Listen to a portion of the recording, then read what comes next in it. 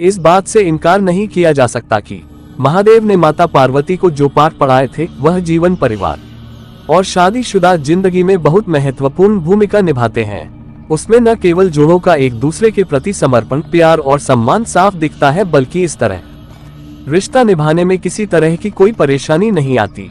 जो भी मेरे चैनल पे नए हो तो चैनल को जरूर सब्सक्राइब करें। भगवान शिव आपके माता पिता को लंबी उम्र देंगे, इस बात में कोई दो राय नहीं की विदेशियों की तर्ज पर ही भारत में अपने प्रेम को जाहिर करने की शुरुआत हुई थी। हालांकि प्रेम की पराकाष्ठा के लिए किसी विदेशी संदर्भ की जरूरत नहीं है, बल्कि भगवान शिव और माता पार्वती का जीवन ऐसा है जिसमें न केवल खूब सारा प्यार, सम्मान और एक दूसरे के प्रति समर्पण देखने को मिलता है, बल्कि उनका वैवाहिक जीवन सच्चे प्रेम का प्रतीक भी है। ऐसा इसलिए क्योंकि माता पार्वती भगवान शिव की अर्धांगिनी ही नहीं थी, बल्कि उनकी शिष्या भी रही।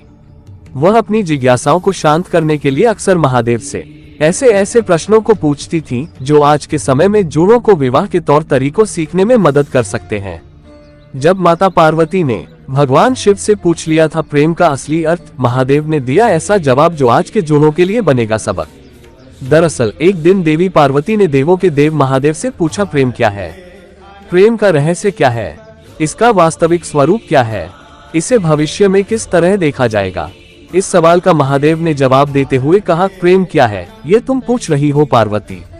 सत्य तो यह है कि प्रेम के अनेकों रूप को तुमने ही उजागर किया है। तुमसे ही प्रेम की अनेक अनुभूतियां हुई हैं। तुम्हारे प्रश्न में ही तुम्हारा उत्तर शामिल है। भगवान शिव की बातें सुनकर माता पार्वती ने कहा, क्या इन विभिन्न अनुभूतियों की अभिव्यक्ति संभव है? तो इस पर भगवान शिव बोले, सती के रूप में जब तुम अपने प्राण त्याग कर मुझसे दूर चली गई थी, तब मेरा जीवन, मेरा संसार, मेरा दायित्व सब निराधार हो गया।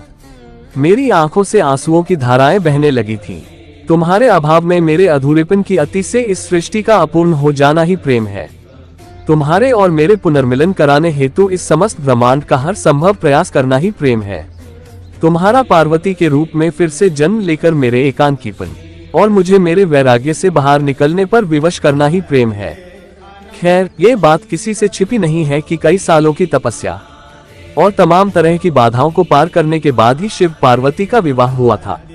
ऐसे में आज हम भगवान शिव और माता पार्वती के जीवन से उन प्रेम युक्तियों के बारे में बता रहे हैं, जिन्हें हम अपने संबंधों में शामिल करके अपने वैवाहिक जीवन को बेहतर बना सकते हैं।